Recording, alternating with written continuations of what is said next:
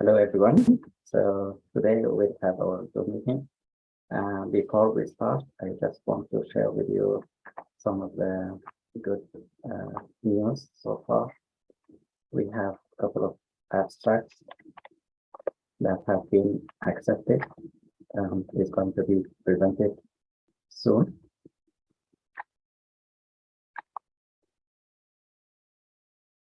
So if you go to our publication website, tgrfpublications.light.page.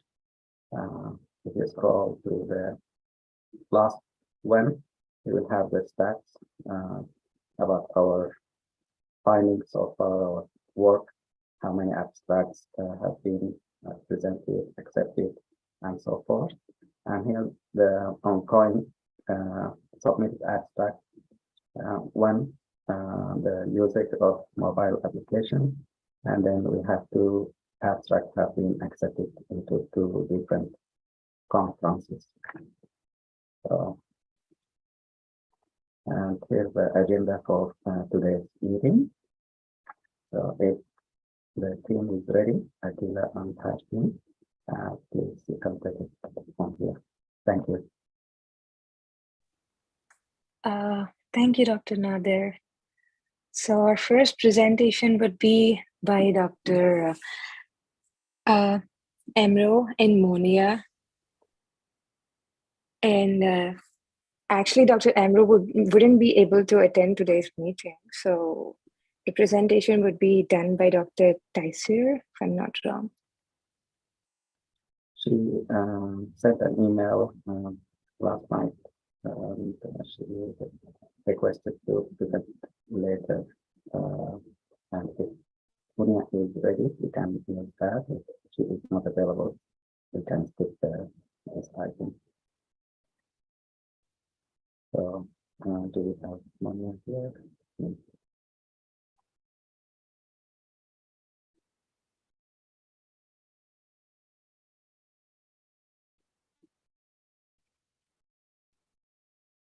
I don't see Munia present.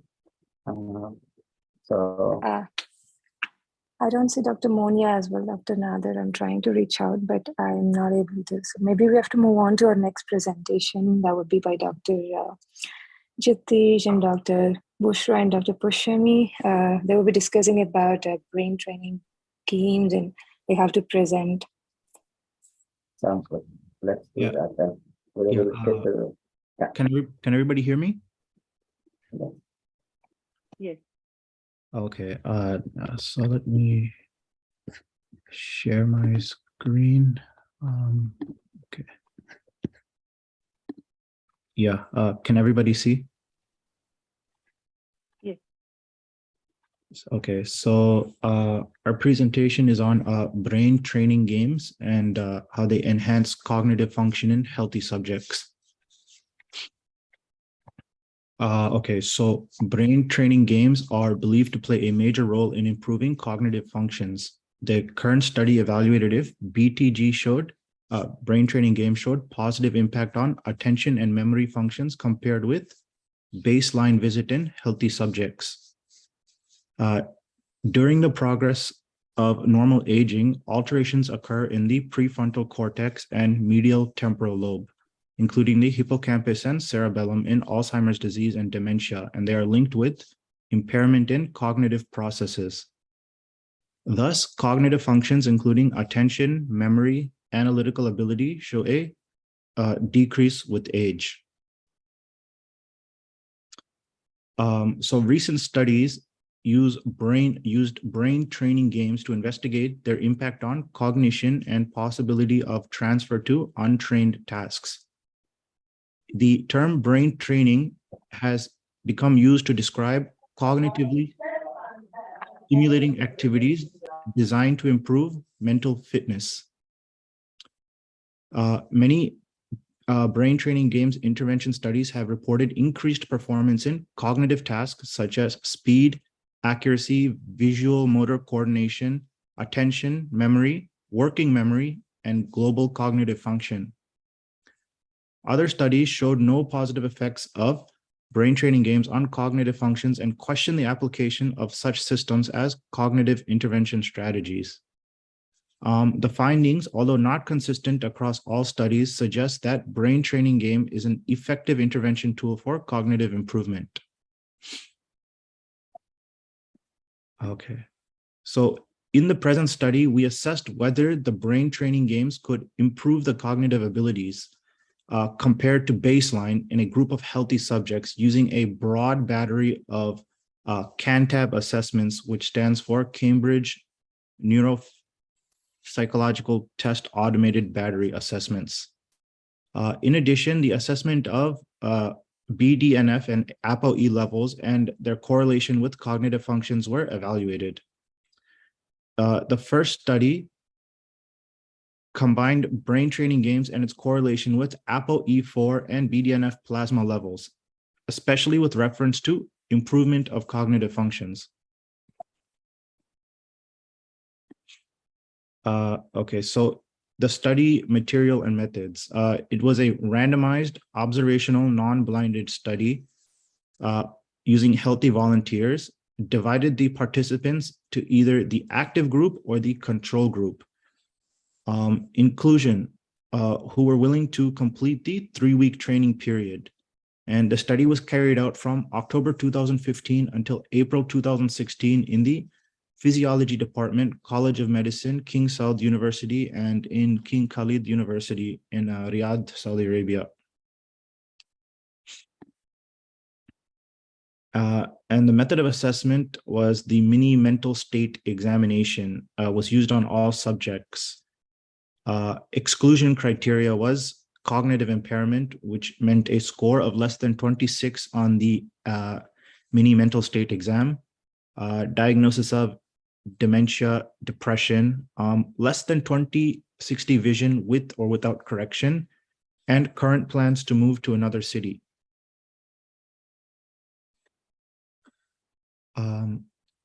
The brain training application called Lumosity is a downloadable phone application which is easy to access and use. All the participants who are in the study performed the training for a period of 21 days for 10 to 30 minutes per day. In each training session, they played the games Speed Match, Memory Matrix, Rotation Matrix, Face Memory, Money Comb, and Lost in Migration. The control group did not receive any training. And basically what these games do is they measure many different aspects of cognitive function, such as flexibility, memory, attention, speed, and problem solving. The average of these values is known as the Lumosity Performance Index. And baseline and follow-up neuropsychological testing was completed by a blinded psychometrician, and the study principal investigator was also blinded to the group assignments. A dedicated study technician supported participants through 3-week study following a protocol for routine weekly contact. Participants were provided with support through phone and email with the goal of responding to all the requests for support within 1 day. And here is the assignment tasks and procedures. So the mini mental state examination, one of the assessment tests, has a maximum score of 30. If the score is less than 23, that's indicative of cognitive impairment. The standard form is in English for English-speaking subjects, and for Arabic speakers, a translated version of the form is used. Next was blood assays. Basically, we took venous samples from all the participants to measure their plasma levels of BDNF and ApoE, and measured by competitive enzyme immunoassay using human BDNF and ApoE ELISA kits. And the assessment of cognitive functions, they were evaluated by the CANTAB test to assess executive functions and memory before the participants started using the BTG Lumosity application and after they had used it for 3 weeks. For the control group, it was the same thing. They were conducted at baseline, and then a retest was performed again after 3 weeks. And yeah, here is a table for the active group and the control group with the gender, age, their BMI, and their mental state baseline. Okay, next. So there was a significant improvement in performance in lumosity index at the end of the training compared to the first day in the active group. And you can see the chart here. It shows the change in the lumosity performance index before and after the training. Okay. Next. In the active group, a statistically significant difference was found in the active group after training in terms of AST mean correct latency. There was no significant difference for any of the CANTAB assessments in the control group. And there was no significant difference in the PRM percent correct and MOT mean error in both groups.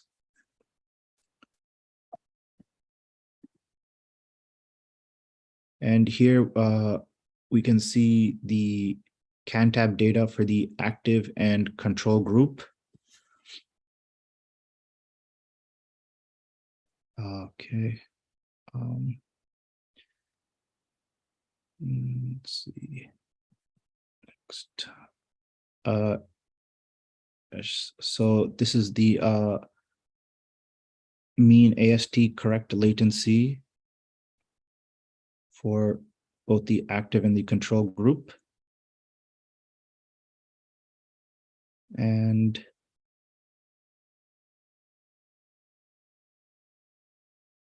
yes, okay, so based on the data that was shown, there was a negative Spearman correlation between MOT and ApoE. So what that means is as the MOT decreased, the ApoE increased and vice versa. There was a positive Spearman correlation between PRM and ApoE. And last, there was no significant difference for the BDNF and cognitive markers in both groups.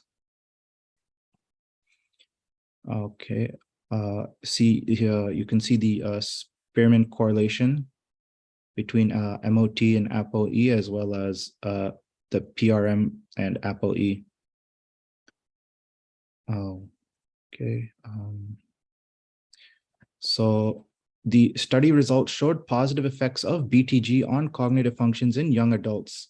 These findings are largely consistent with previous evidence showing improvements in cognitive function after brain training games. Brain training games were shown to improve executive functions and processing speed in elderly subjects.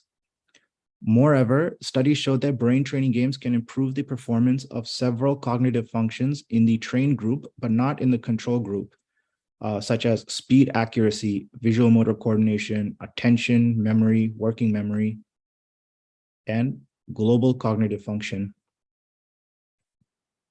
And two main findings. Firstly, the trainees improved their game performance across sessions. The improvement in cognitive process in executive functions, working memory, processing speed, and attention through brain training games were closely related to the trained cognitive domains, such as flexibility, attention, and speed. Secondly, the active group performed the AST tasks better than the control group. Our study found a negative correlation between MOT and ApoE, as discussed earlier, as the MOT decreased, ApoE increased, and vice versa. And there was also a positive correlation between PRM and ApoE, and no significant difference for the BDNF and cognitive markers in both groups. Although a few animal studies showed brain plasticity to be linked with BDNF. Owing to the possible role of ApoE and BDNF in modulating cognitive responses, further studies in larger populations may provide more clarity on the exact correlation between cognitive markers and these blood markers. Okay, regardless of the nature of remote testing benefits of brain training games, there is also uncertainty around consistent administration. The training period of 3 weeks is not enough time to obtain the transfer effect, as brain training games do not change the difficulty of tasks depending on the participant's performance. Secondly, an adaptive training method, which is more effective than a non-adaptive training for the enhancement of cognitive functions, was not used for brain training games. In addition, further research is needed to explore the use of the same cognitive measures for the long-term use of brain training games. The current study analyzed results within the active and passive control group and not between the two groups. The study design helped us to identify specific cognitive improvements after the training, whether the control group showed no substantial improvements after the completion of 3-week training. While a few studies used both an active and a passive control group, some studies used a passive control group to compare with the trained group. Although the effectiveness of brain training games will be more clinically relevant in the elderly and diseased patient populations, the elderly may not play the game every day due to aging and technology adaptation, which may affect the study results. However, because the study indicated that brain training games influence cognitive outcomes and longer follow-up, studies in the elderly population with data comparing between active and control groups are needed to confirm the association. And conclusions. An improvement in various cognitive domains, including attention and motor speed, was observed after brain training games in young adults. A correlation between blood markers such as ApoE and BDNF with cognitive function was also established. The study results indicate that playing brain training games may also improve cognitive functions and help reduce the effects of aging, like declining cognitive function in adults. However, further research is warranted to determine the long-term beneficial effect of BTG on cognitive functions in elderly patient populations. And regarding the app that was used, there are more than 10 different apps that are available as an alternative to Lumosity, such as Akili, Elevate, Fun Expected Math, Peak, etc.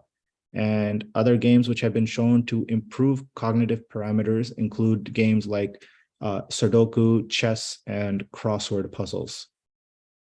And yeah, that's it. Yeah. Any questions?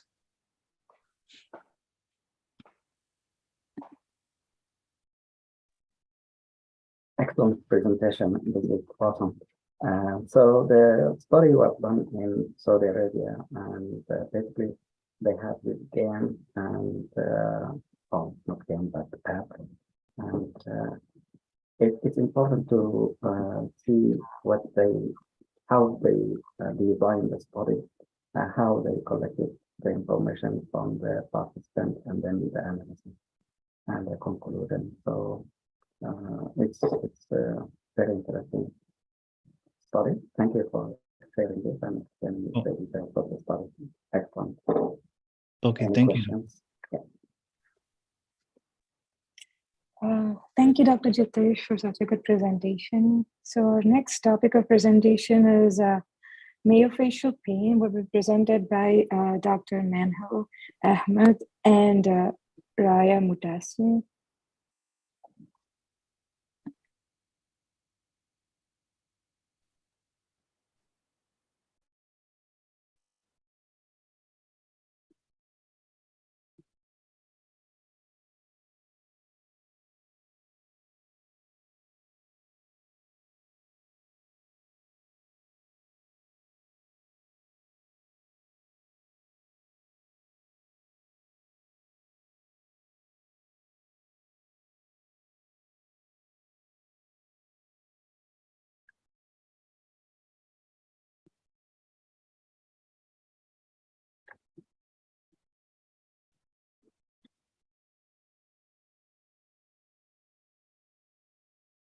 So we have both of them available.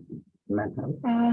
Actually, Manhel was available, Dr. Nader, but I don't know what was wrong. He left. I am trying to contact him. That's all right. So the topic about dental aspects. So my facial pain, if they have that available, that would be great. If they are not available, we can come to the next presentation.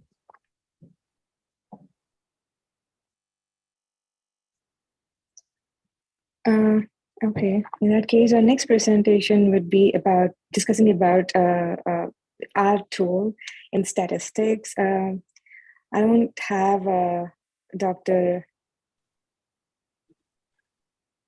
Muhammad is not available today, and Dr. Namarig will be presenting, will take over the presentation. She has done it by herself. So Sounds good. Thank you.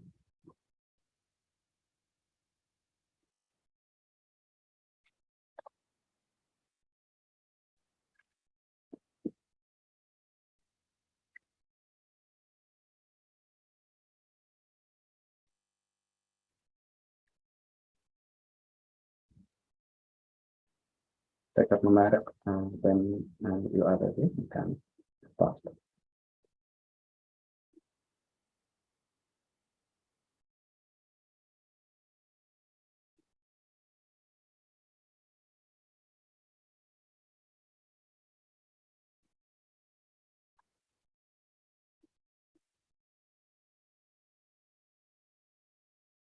Maybe she's away. Dr. Namarig. Okay.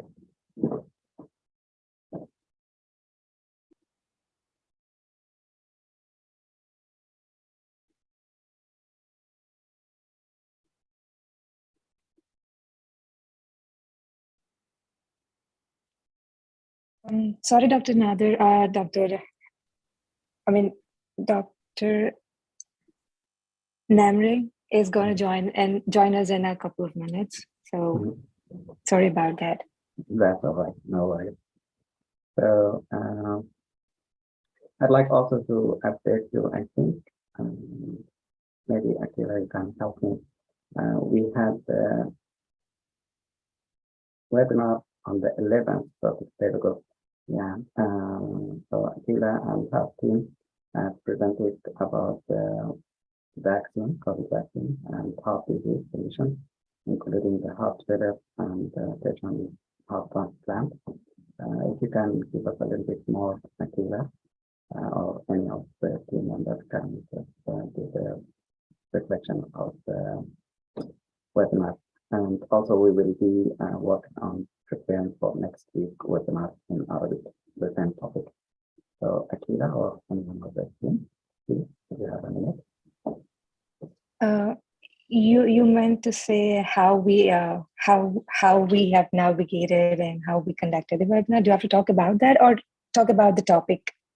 No, just a reflection. Like if you so it's difficult to prepare, or when you present, what how do you feel about the whole preparation? How is the presentation for you guys?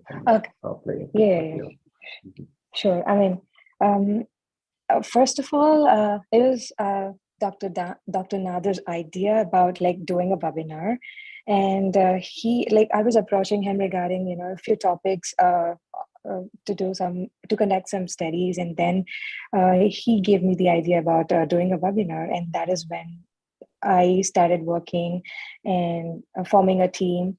And we did the brainstorming of the topic was done by the whole team. And Dr. Asma, one of our team members, came up with the topic, and I found it as interesting. And then I approached Dr. Nader. So everybody agreed on the topic.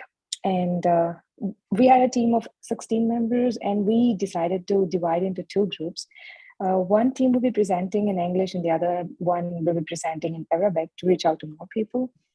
And we worked together. We divided the subtopics of the presentation, and we worked together on the topics. We have gone through the latest studies on the COVID-19 vaccines, and especially the heart failure, the effects in heart failure and heart transplant patients, and as a whole, and what are the newer modalities to increase the efficacy of COVID-19 vaccine, especially in these immunocompromised patients. Our goal was to, update the medicals or the medical students and the healthcare professionals, and as a whole, everybody in general, about the methods of increasing the efficacy of COVID-19 vaccine and the importance of COVID-19 vaccine as a whole. So with that goal, we worked on it, and regarding the webinar, once our slide preparation and everything was done, we had some practice presentations done with Dr. Nader, and he has suggested regarding the changes that have to be done. And later on, when we made a flyer to reach out to the audience and all that, we were approached by the Project ING team, who came to know about our flyer and approached us to give us a bigger platform to reach out to more medical students and all that. So we had also included about our Research Fellowship group. At the end of the presentation, Dr. Nader was able to, tell people or update or let the people know about our fellowship and how to join and what is the process and how we do that. And apart from that, we were also blessed, or we were fortunate enough to have the cardiologist to help us with the Q&A. It's a vast topic, so I felt the need of having the specialist like the cardiologist on board for a better update and all that. So as a whole, that was our experience with the webinar. It was overwhelming at the beginning, but once we took over the process and we did it, it was quite good and interesting as well. And I want to thank Dr. Nader and all my team members for their help and support. And I wish my Arabic team to do as well as everybody has done so far. Thank you so much.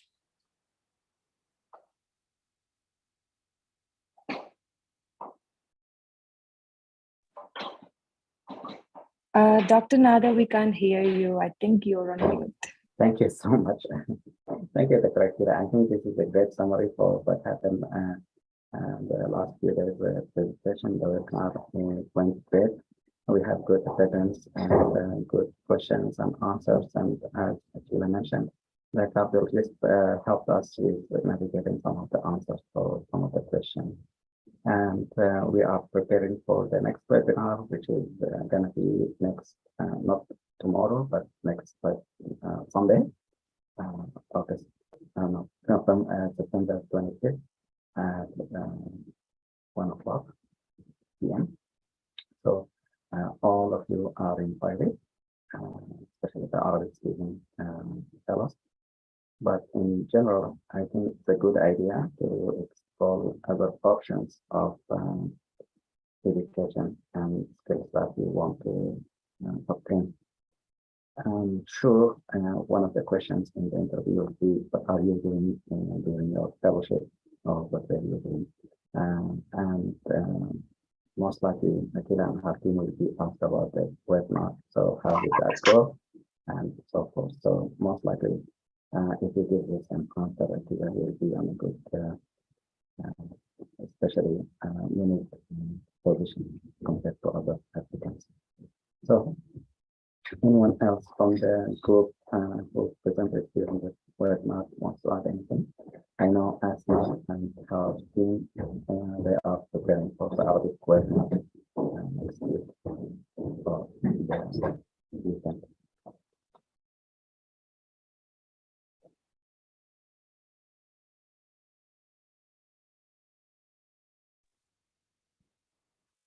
Dr. Nadir? Yes, go ahead. Hi, I just wanted to update about the poster. Yes. So yesterday we submitted the poster on review of suicide trends before and during the pandemic for the South Midwest Conference, which will be held in St. Louis on October 6th and 7th. So that's like poster presentation in person. Excellent. This is also a great opportunity, and good luck with that. This is excellent work. Thank you. So, Bushra and her team as well present submitted the abstract and has been accepted. So she will be, Thank you, Dr. Nadir. for that. Thank We are still waiting for APA to reply to us. So, yeah, excellent. Thank you so much. Thank you. Thank you for the opportunity.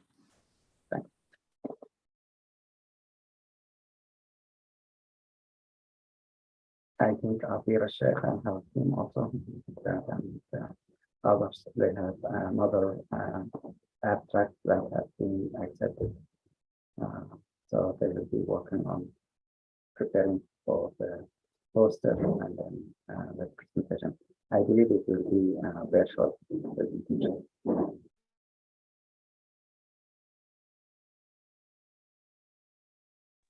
Hello. Hello, everyone. Go ahead. Yeah, Dr. Nadir, our abstract gladly got accepted, and now we are preparing the poster to present it as a virtual symposium, American Medical Association, on October 4th. Excellent and good job. This is not an easy task to submit an abstract to the American Medical Association and be accepted. And it's a challenge. So I think you did great, you and your team, by submitting your work, and congratulations for the acceptance. So the next step is to work out on presenting that. Thank you so much, everyone.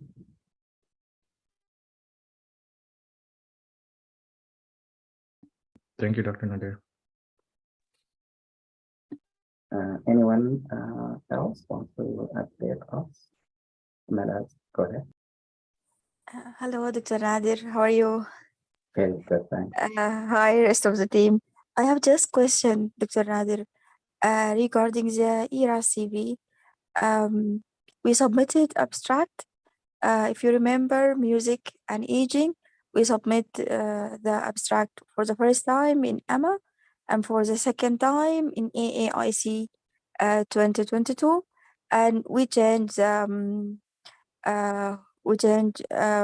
little change, like we paraphrase or like this. Should we mention it twice in ERA's CV as two publication, or just we will mention it once? Yes, I can mention it 2 times. As long as it's good. different, or if you will be, if you are to be out, sometimes the conferences allow presentation of their work, especially if it's in progress or if it's a short presentation, so they can spread the work they do. So you can mention it 2 times in your application. That's good. Thank you so much. You're welcome. Thank you. That's a good question, because sometimes what happens is you work hard on getting, let's say, an abstract submitted to a conference, and you can accept it and you present that abstract. But if you want to complete the project and create a manuscript out of that abstract, so you need to get more information from some, so and write the manuscript, which will be detail oriented, not like the abstract. The abstract, usually the information is condensed, and you want to give just a good summary of what you were trying to do. The manuscript will have a better option of including the information that you want to share, and you can submit that to a journal. So it will be an article, so you'll have the abstract in one area and the paper in another. So it will be 2 times out of 1 project you can take to items.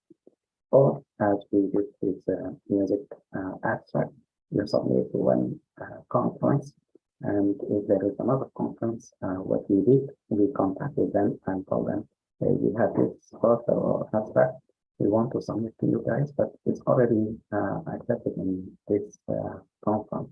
So they told us you can make some changes, submit it to us, and we will review. So we reviewed and they accepted it. So that's a good option for us.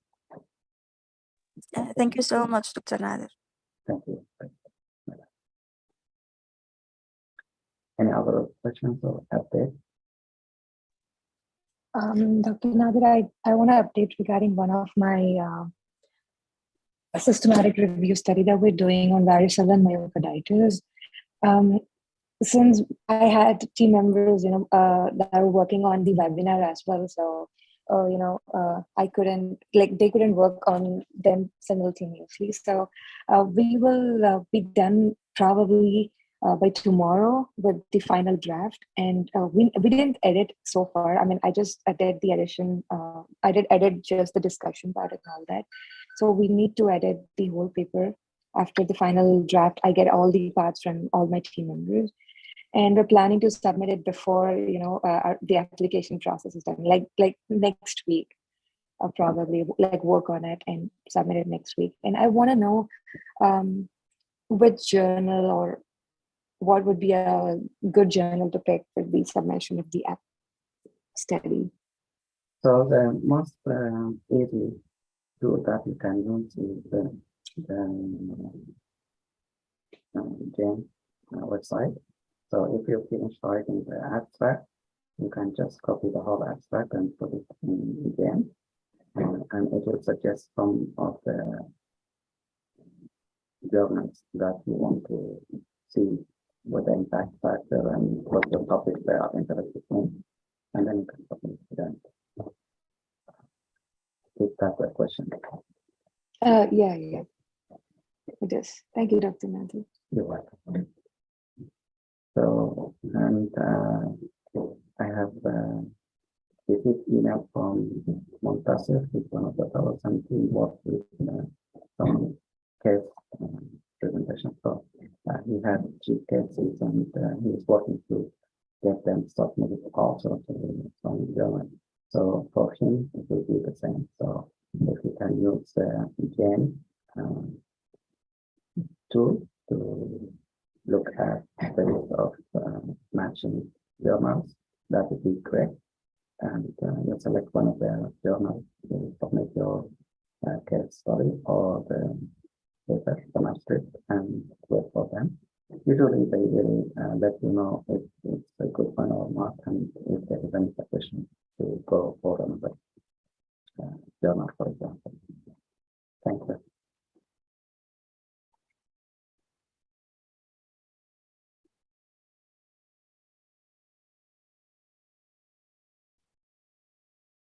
Any other questions or any other updates as far as your projects going on?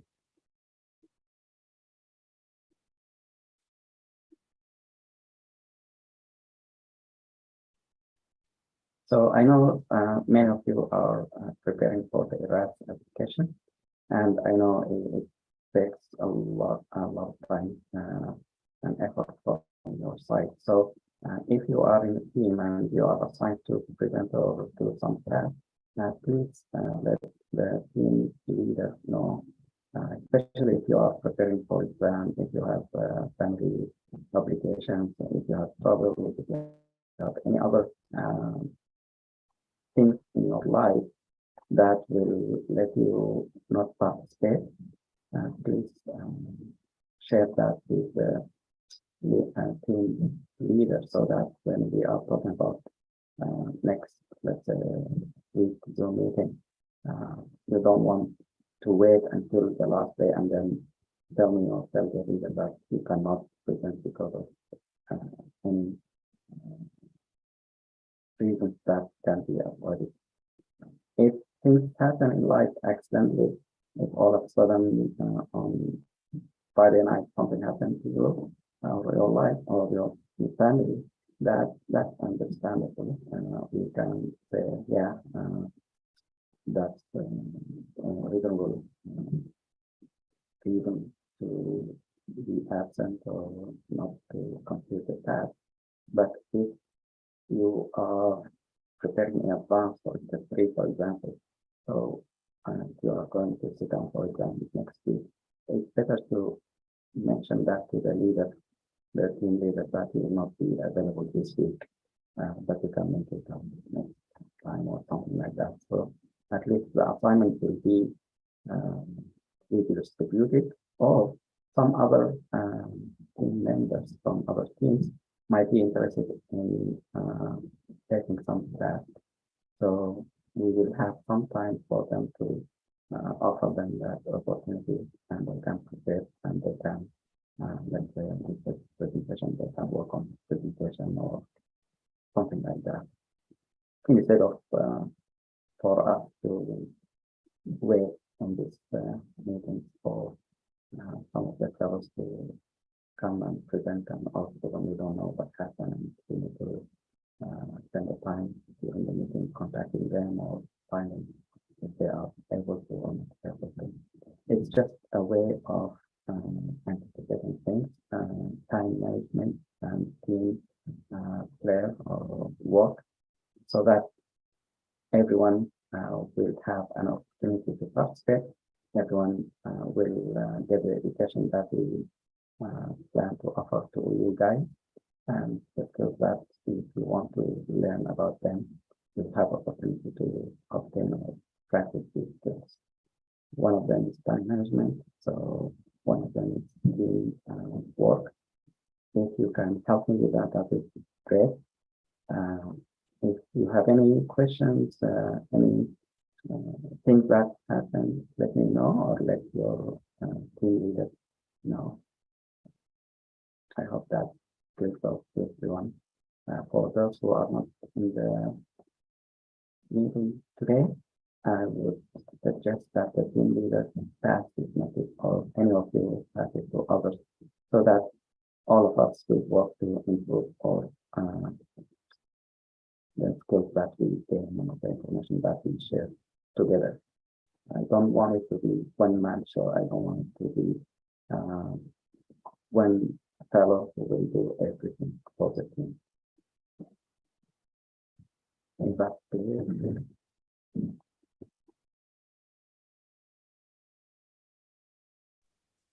Thank you so much, Dr. Nader, for addressing that. I have faced that problem during today's, this week's meeting. Like, there were a lot of last minute changes of problems that I faced with my team members. So, and I'm so sorry that we were not able to do our part as needed. And I'll make sure this won't happen again. Sure. No worries. I'm not blaming anyone. Communication is the best tool that we can use. So for the future, we always want to improve. So I'm just sharing the experience that with every fellow who is present in this meeting, and hopefully you can share this with those who do not attend. That we work as a team. We want to improve every one of us, and every little step that we can do to improve the whole group, that would be great. If for any reason one person is not able to carry on that path, then others are available. We have a big group, and we have other people who are interested in doing that presentation or otherwise in other stuff. So they will be interested in joining. Same with projects. If you are in a project team and your project has been submitted and accepted, if you are assigned to do that, let's say you are assigned to work on the process of preparation, it's not fair for the team to wait for you, and all of a sudden you say, oh, I'm busy because I'm sitting for the next week. That would be not a good option for you. If you feel you have other obligations that need your attention, your time, so it's better to talk to the project leader, mention that, hey, I know this task was assigned to me, but unfortunately I will be not be available to do it. So if you can reassign the task to someone else, even if that means you can ask some other people out of the project team to just do some of the tasks that need to be taken care of. If that makes sense. Hi, Dr. Nadia. Hello, Dr. Paul. Hi.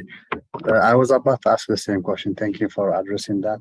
Last time I tried to contact my team leader, but probably because of different reasons, they may be busy.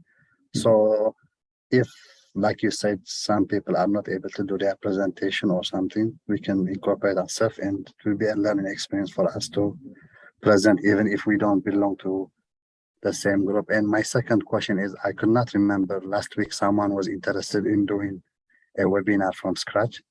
So it'd be nice if they have an idea or they have a project they haven't started yet from scratch. I would be interested to doing that. Thank you. Thank you for sharing, Dr. Paul. So anyone from last week mentioned that they are interested in starting a webinar idea? I don't remember the person, so we can now if you can review the last week recorded. Maybe you can find out the person and you can contact them. Otherwise, you can start your own idea of the webinar. So the basic step is to see what exactly the question or the gap in information that you want to address, and see who is the group that you want to educate about the subject. So you will have a title, you will have the subject. If it has more than one aspect, maybe you will need to form a team and divide that into smaller subtitle or subsection, and then you can assign each one to carry on the tag of that subject or subtitle. And then you work together, and then you can meet and then present it and see if you can improve on it. And then we will decide what day is the best day to present, and then we will work on the details as far as the flyer, invitation, and so forth. Thank you, Dr. Namarig. You're welcome. In the past, the first group tell us what they did. They come with the idea of educating people, especially in the medical field, about COVID vaccine and the acceptance or rejection of the question that arise during the first initial month of the vaccine. So what they did, they have the question with all the title of the webinar, but they created a questionnaire so that they can approach medical doctors or students or graduates in Sudan and see what exactly is the gap. So they ask different questions, and then they collected all the information, and according to what they got, they modified their title and subtitles or sections on the discussion part, and then they identified who in the team will take what task or what subject. Then they presented that, and we worked together to improve it. And then we identified a date and a day for presentation, and they distributed the invitation. And we had a good webinar that time. So you can have it easy, quite fast way, or if you have an idea you want, can study how you want to find out the gap, the knowledge gap, and then address that. It depends on your target group as well, of course. Thank you.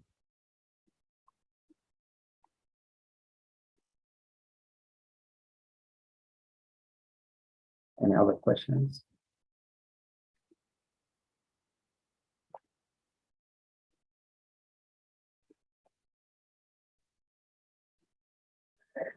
Go ahead, Dr. Manhel.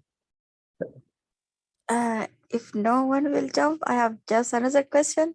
Sure. Dr. Nader, since last year, I have a big problem with how to start personal statement. And this year I started to talk about the first paragraph. And basically we all, or most of us, will start with a story of relative death or relative illness. And that was real motivation for most of us. This year, I hear a lot of PDs are talking about they don't want to see anymore this type of story. So I'm still at the same point. I guess if you will share ideas or you give us your opinion, it will be very helpful. Thank you. Thank you so much. Did you use the RAS documents that I shared in the past or no?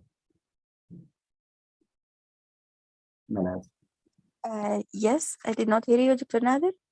did you use the RAS documents that we shared? So Yes, I saw Rayan and Mulham and Khalid, I guess, 4 of them. mhm. Yeah. And I'm searching still for ideas. All right. So for the sake of education for other people, so I'm gonna share the RAS document with you in the chat, and I'm gonna share that on the screen as well. So basically, the previous, if you go to this website, it had collection of some of the batch 1 and batch 2 who matched during the last 2 seasons to either residency program or fellowship program. So if you go there, it has a RAS application if you are interested for in case of Manhel. So we have personal statements, so you can see all of them. Now we added, I'm not sure, maybe 10, 12 ones. You can look at them and see how they did it. So that's an option. The other option online, you might have some ideas. People are talking either as blogs or I'm not sure if on Twitter, but LinkedIn, maybe there are some discussion or research get. So there are some groups for and match in the international medical graduate and youth. So maybe you can reach out and see what these groups are discussing and how what the update. So I did not hear about the program directors approach, but I'm out of the field for some time. So the question, I think they want to know exactly why you are interested in their, let's say you are applying for pathology, why you are interested in pathology. So you can start with any thing related to that. In my case, when I applied to the fellowship in geriatrics, I took a code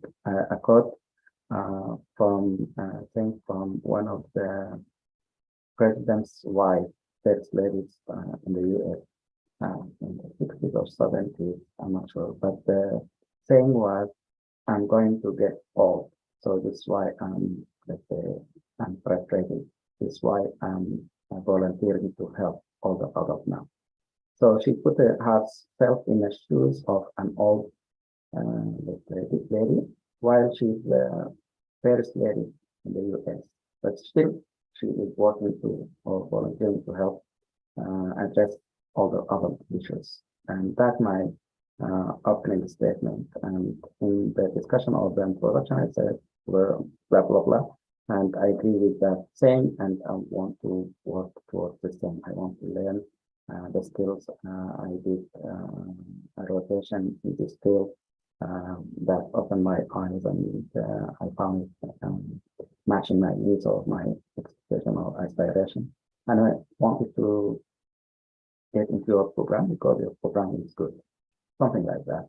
So you can use whatever introduction approach that you may think is good for you. At the time when I wrote my statement, many of the, not reviewer, but advices out there were don't use codes, don't use other people, because many of the people were using the same approach. But for me, it didn't matter because I stick by what that meant to me at the time. So find out what exactly you are interested in and share your personal statement to address that you are really interested in or you love or you want to pursue your career in that field, and explain by having some personal experiences or stories that happened to you during like the body part, and then at the end you try to praise the program that you are approaching and say they are offering good whatever service training, and this is why you're approaching their program instead of other program, something like that. If that makes sense. Yeah, that's very helpful, Dr. Adesh. Thank you so much. You're welcome. Good question. Any other question or any other comments? So let's say some of you might be interested in neurology. We have on Fridays 7:30 to 8:30, I think. They have a 1-hour discussion about some of the topics in neurology. So if you have time to attend these meetings or grand rounds in neurology, that would be great. When you mention that in your graphs that you are attending weekly grand rounds at MSU regarding neurological topics and updates, that will show that the program director, when you are trying to like the neurological program, that you are really interested and that you are attending and doing your homework or doing great work to obtain the knowledge to keep yourself up to date. When you are compared to other applicants who says, yeah, I'm interested in neurology, but in their application, they did not mention that they are working with physicians or they are taking their CV by attending weekly grand rounds or education material, then it will be, your chance will be higher. And I think this what happened to some of the previous fellows. They attended some of the neuro programs at MSU and they're being accepted. So as well, we have internal medicine but we can look at other, let's say you are interested in psych, you want to apply to psych program. So maybe you can look at grand rounds in this area. If you can attend virtually, that would be great. That can add to your CV. Some of the fellows in the past, they mentioned they attended online lectures or webinar or education webcast in certain topics, and they listed some of the topics so that according to what specialty you are interested in, list some of these in your application, and it will be matching to, let's say, some of the topics in internal medicine, you add it to your RAS. That way, when you apply to internal medicine, you will have some of the program or the interview. Interviewers will look at your application and maybe this will catch their attention after they attended some TMA or webinars or something. If that makes sense. I wish you all the best. Any other questions? Yeah, go ahead, Akila. No, nothing, Dr. Nader. Thank you for all the insight. If everybody, I mean, if we have no more questions, maybe Dr. Namarig is ready for her presentation. We can go ahead, but yeah. But Namarig, go ahead. Thank you. Thank you, Dr. I appreciate it.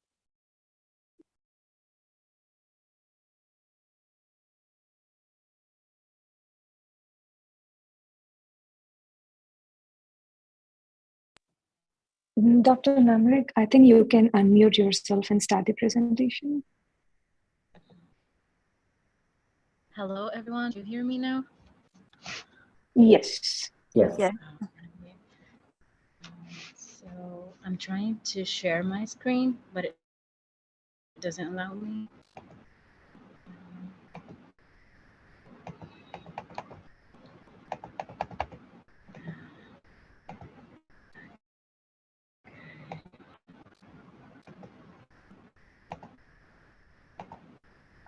Maybe you can forward it to me. I can share the screen for you, you know.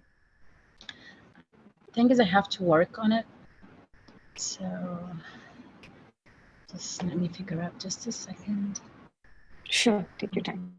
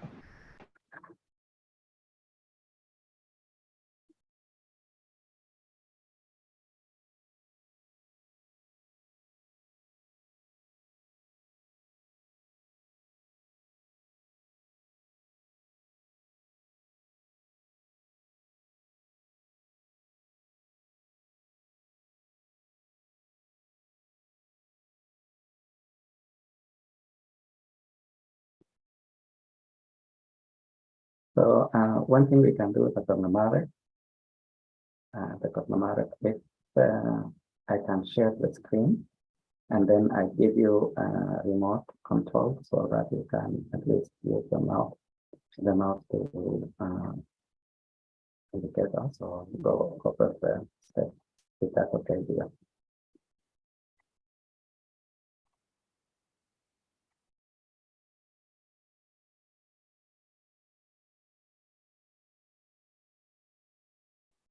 So I'm sharing the screen and go ahead, Dr. Namarig.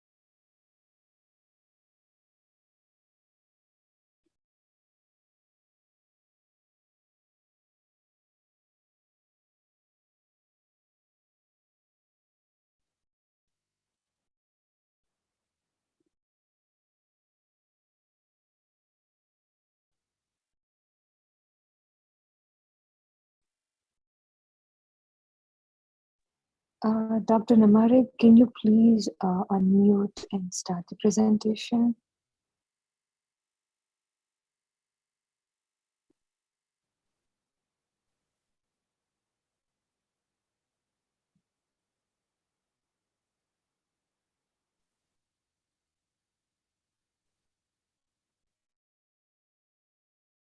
So maybe Akila, if you can send her text message or chat and let her contact you when she's ready. Yeah, I In the just meantime, text. in the I just meantime, I'm texted her. gonna it from here, and she can just jump at any time. So I'm gonna just share with you the Art Studio premieres. It's like a tutorial that you can when you log in. So let's say go to artstudio.cloud, and then you want to go to them and kind of basically it has some of the detailed text that you can take as far as how you want to use the tools that are available. And again, as we said, they have some libraries that you can add or packages that you can add to what you want to do. So they start from the basics. So if you go to the basics, what we did last week, how to the basic of the programming or basic of the visualization. So if you go, let's say visualization, it will go through step-by-step demonstration. In this case, they want to work on getting, let's say, cars. So they will work. Hello. Hello, Namarig? Yeah, go ahead. Dr. Namarig. Go ahead. Yes. Hi, how are you? Yes. Do you hear me now? Yes. Do you see my well. screen? No, let me Do stop you my see my sharing. screen? If you want to share the screen again. Okay. Yes, we see. Yes. Yes, Right. we see Namarig. Okay, great.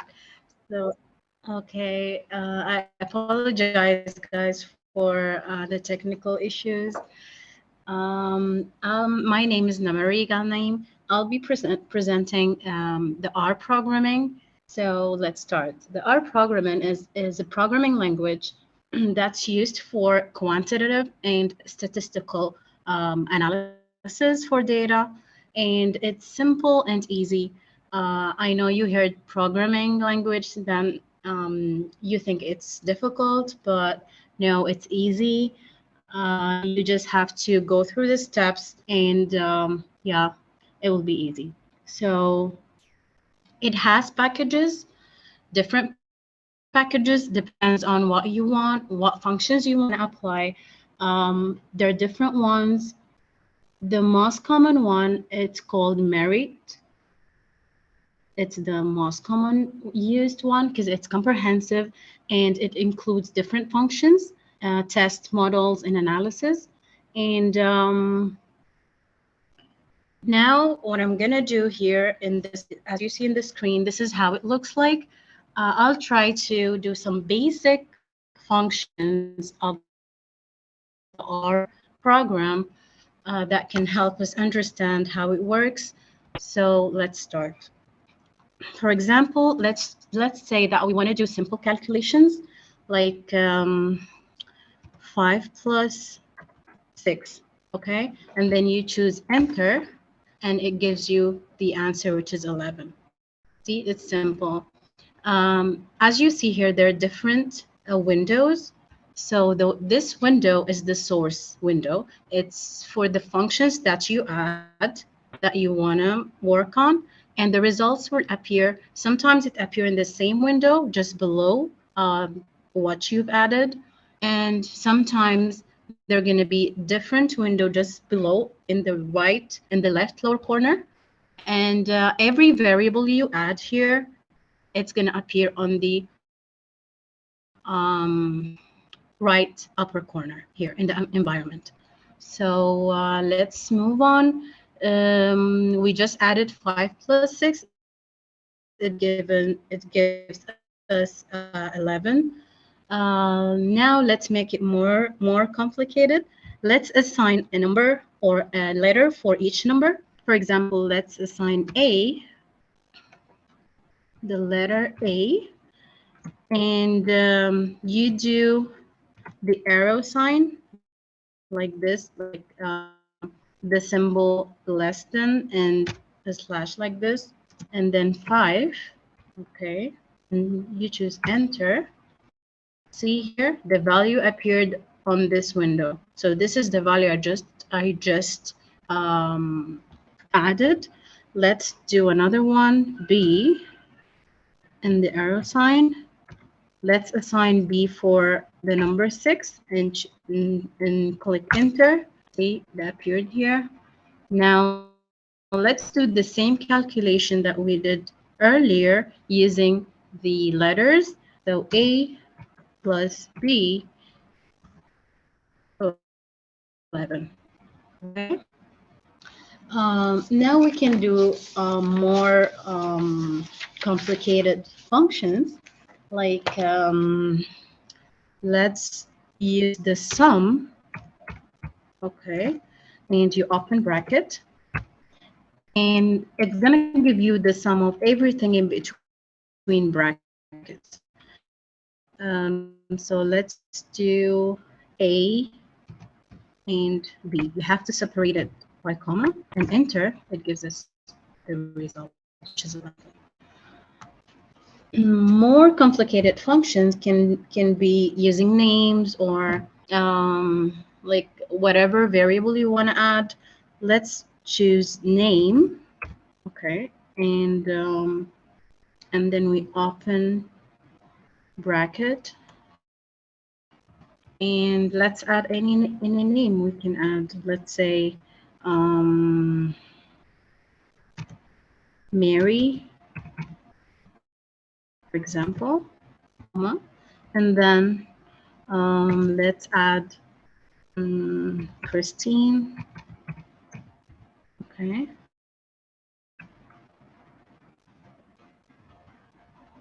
And enter. Oh, I did a mistake. Yeah. Okay.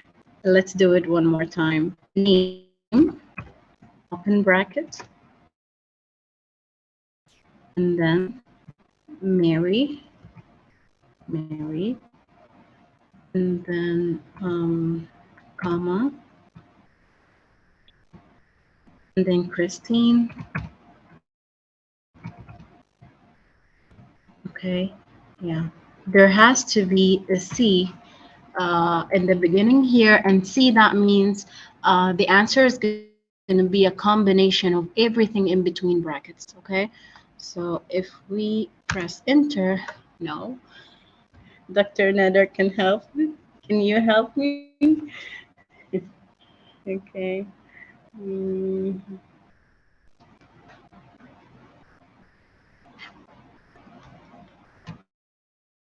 I don't know what happened.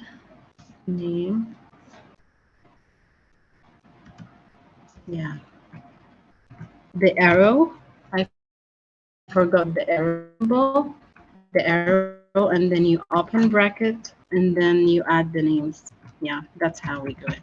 Yeah, separated by comma, like then Christine, yeah, and then enter. Oh. I don't know what's wrong. It has to work.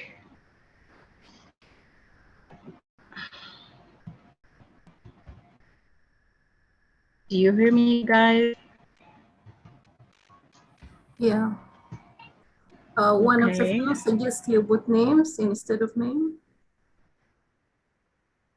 Names. No, it's like I forgot the C letter, I guess. I forgot the C letter again. Okay, so it's like Christine. Okay, this time it has to work. Yes. See, so you add whatever you want to add, and then you put the arrow sign, and then you put the letter C, and then you open brackets, and in between brackets you add like everything you want. Like here I wanted names, so I added two names separated by a comma, and at the end you click and enter, and you see here you have the names, and we have two names, 1 and 2, which is Mary and Christine. Let's do something else. Let's do age. And we do the arrow sign and then the C, and we open bracket, and let's add ages, 45 and 53, for example. And here we don't have to do the small brackets because it's letters. So the R program is going to know its letters, its numbers, I mean. So you don't need to do the small brackets. And enter, and you see here the age. It's 1 and 2 age, 2 items, 1 and 2, 45 and 53. Let's do something else, gender. And then you put the arrow sign in C, open bracket, and small bracket, female, comma, and another female, and then we close the bracket, and we enter, and yeah, it appeared right here. We can make it more complicated by making it a data frame, by making a data frame, And we can do it, for example, we can add friends. Okay, guessing that Mary and Christine are friends. So friends and the arrow sign. Okay, and we add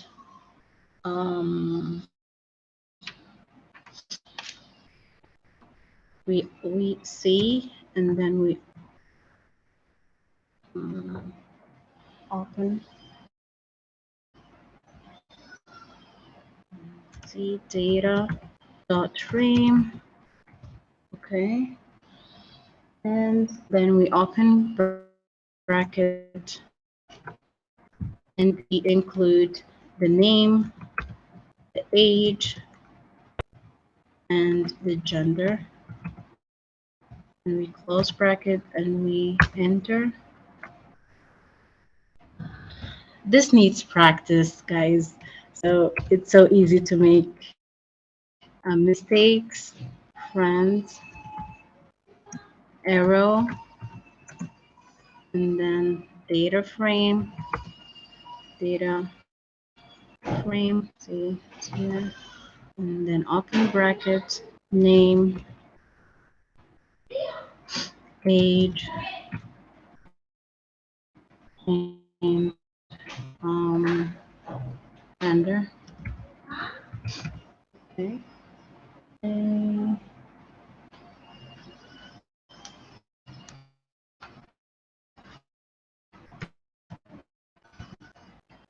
okay. I don't know what's wrong here. Maybe you Dr. need to Nadir, add can the you C help as me, previous please? one. Maybe you need to okay, add I'll the C. try maybe friends. So arrow and C, open, no, data frame,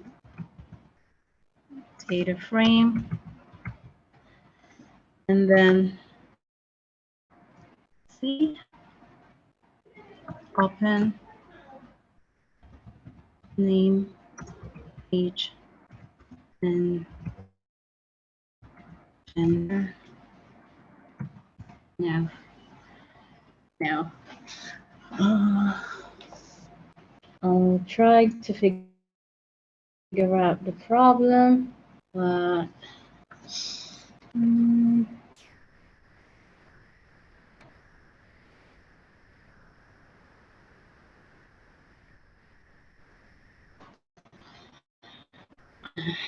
That's all right. We can skip that part, but okay. the idea is to import or to add inside that variable or that data frame or Bracket.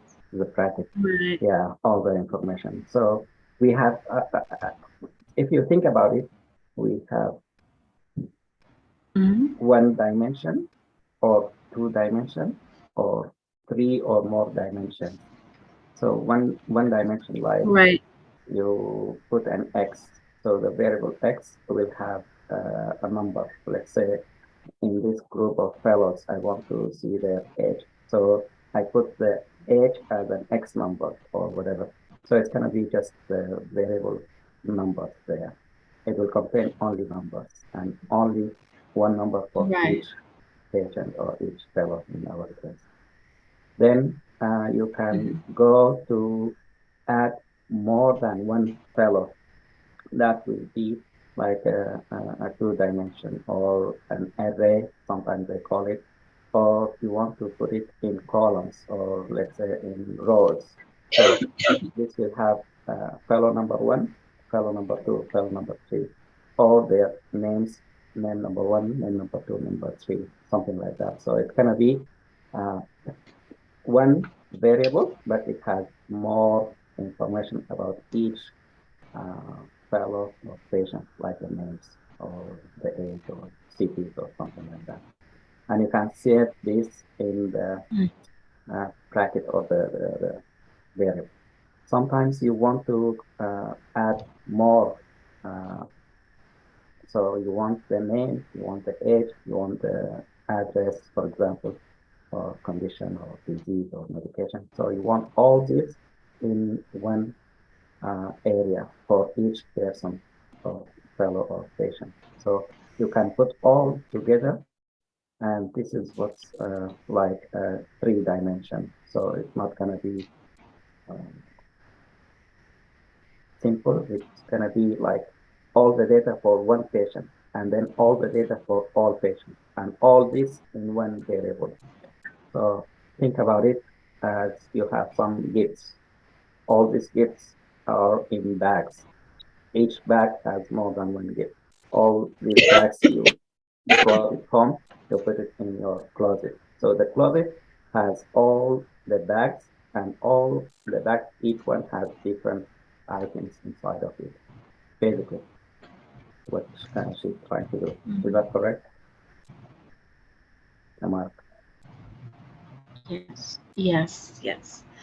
Okay, so let's try do it again. Just to make the data frame, because it's important.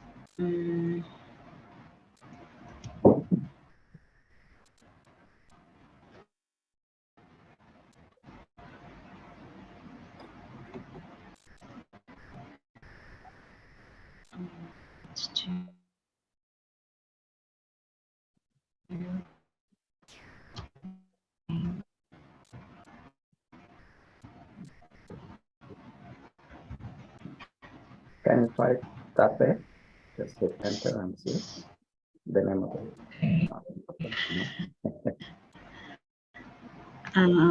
Honestly, I don't know what's wrong. That's all right. So we can skip this part. So basically, you just want to add Maybe all it's the the information. other bracket, which is this one. Skip it. Okay. You skip it, yeah. All the information. Okay. You can go to the next. But the other steps depends on this step. So I don't know how it's gonna be done.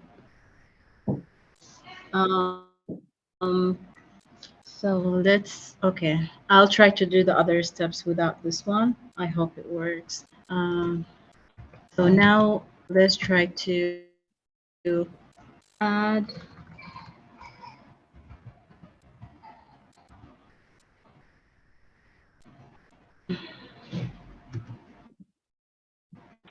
Yes.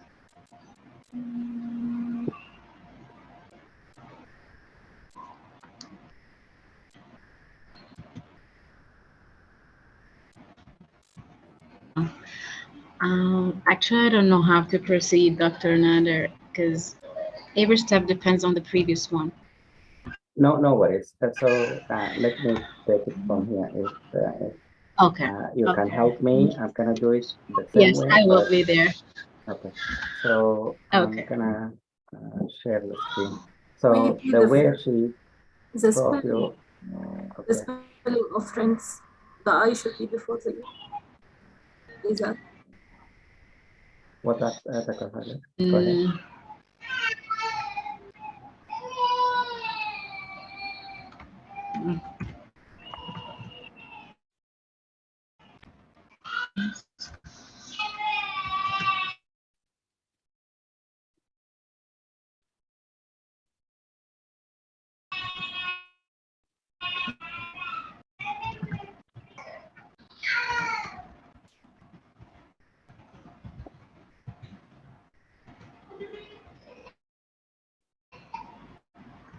No, it's not about the spelling because you can add anything you want.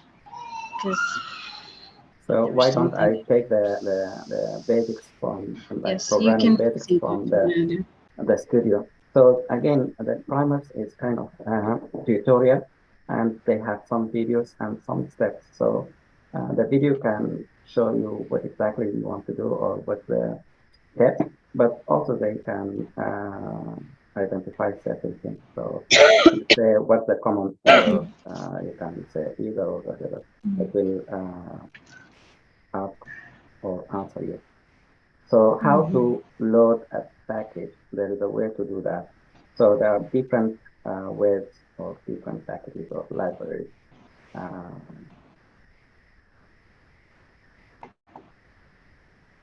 Okay. So you want to put the library name and then you can bracket or library and the name inside that bracket. So this is one of the libraries or the packages or the small programs that you may need to use. So it's called tidy verse. So it's one of these different packages or libraries. So it's here. So if I want to add that, I can write library and then put the name inside the code. So how to install the package. So this is how you do that. The function is when you have the function name to put it in package as well.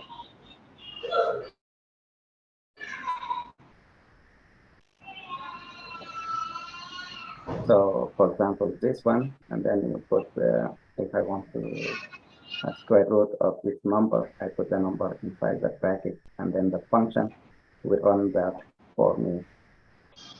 It's similar to Excel. When you want to do stuff, let's say in Excel, you have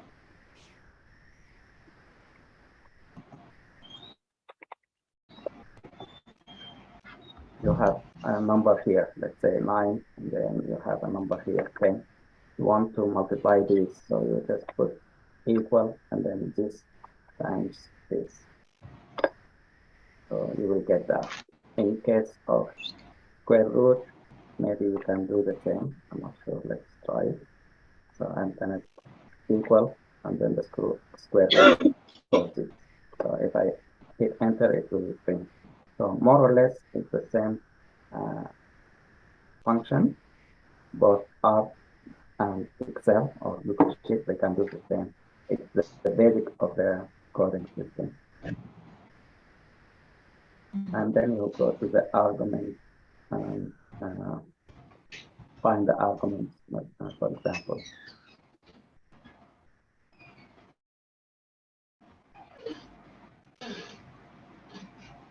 So you want this function, you give the function some variables, and then run the function.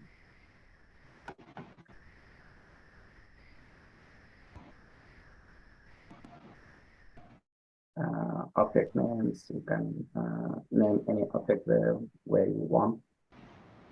And as showed before, so you use this to include the data inside.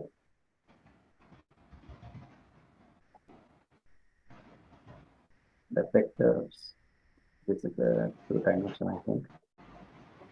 So the information can be put as an array of numbers into one variable called vector, for example, and then you can display this vector information.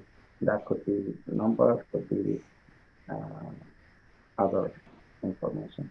Similar to what is here.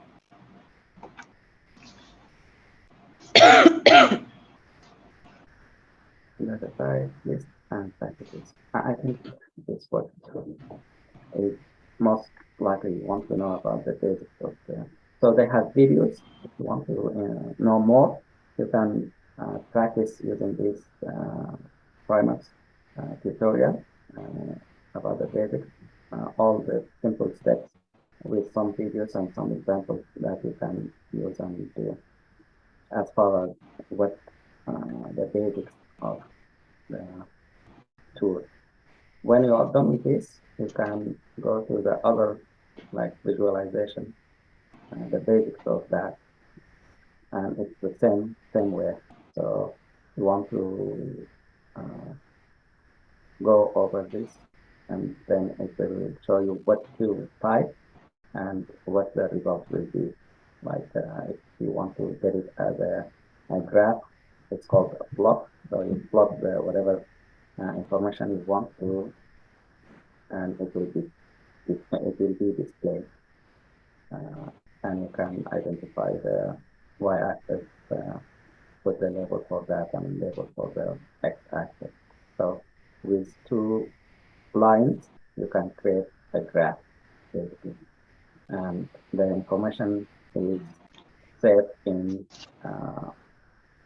a variable that contains all the information in one little label here or variable here. If that makes sense for you guys. Yeah. And that's what we use for the linear regression, right? Yes. Yeah. Okay.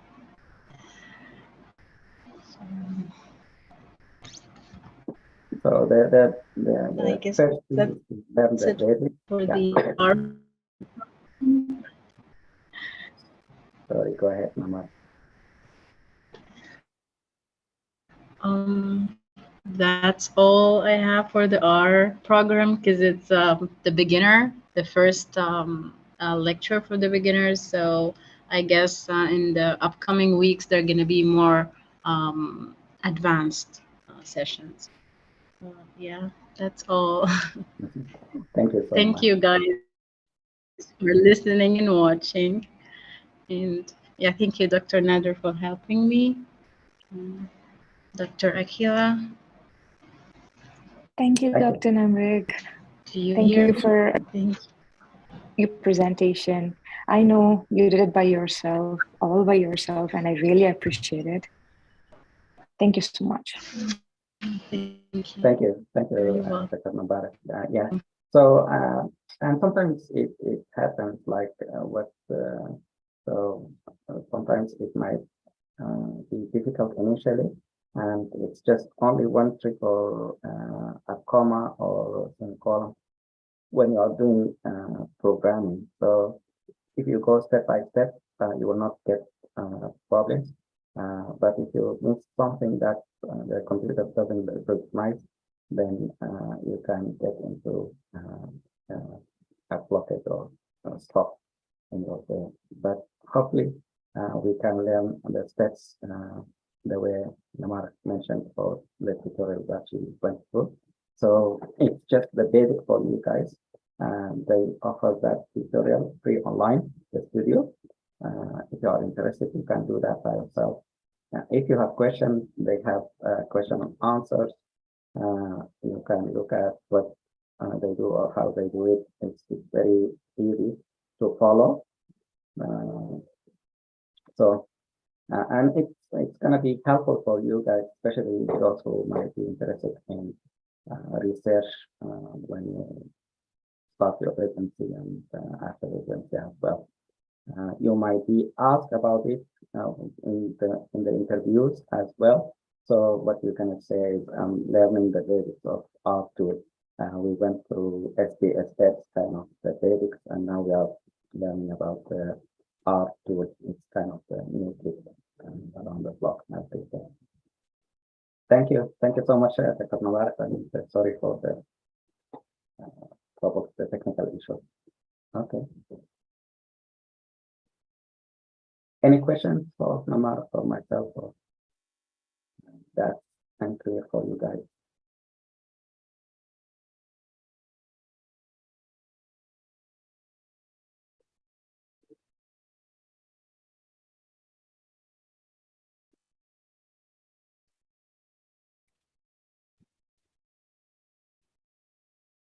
That's good. Thank you so much again. Thank you, Akira and Namar, for going through this. Thank you, Dr. Nader. Thank you, Dr. Nader. So if there is questions, please interrupt me or let me know.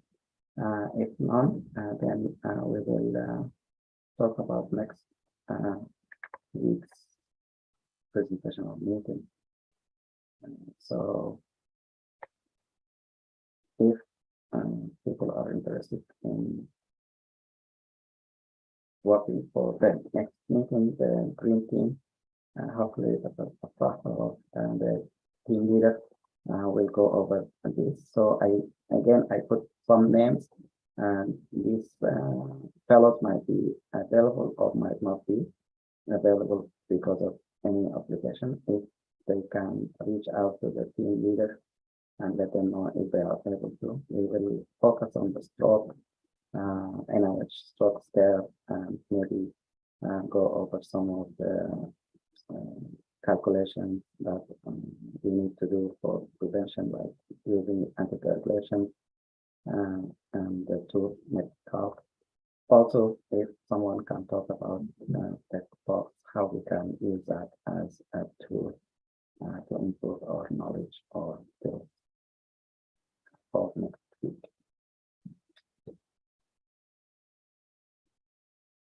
So, any questions, any comments, any ideas or suggestions for the fellowship in general?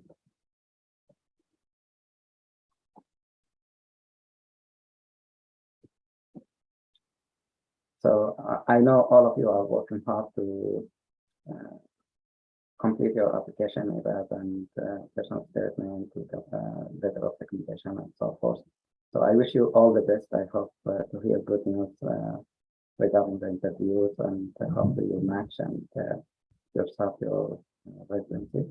And for the dental graduates as well, I wish them all the best. I know they are also working hard in their field as well. So hopefully we will have some of their presentations in the coming weeks. Again, just a reminder, next week, Sunday, will be a webinar in Arabic about COVID vaccine in patients with heart failure or patients with heart transplant. If you have time, please attend and spread the word. Thank you so much. Thank you everyone for attending, and I wish you all the best. Have a wonderful day or night, evening, wherever you are. Assalamu alaikum. See you next week. Thank you, Dr. Nader. Thank you so much. Thank you. Thank you so much. Thank you. Thank you, Dr. Thank you, Dr. Nader. Thank you. Thank you, everyone. Thank you, Dr. Nader. You're welcome. Thank you, Dr. Nader. Thank you, Dr. Nader. Thank you. Assalamu alaikum. Walaikum assalam.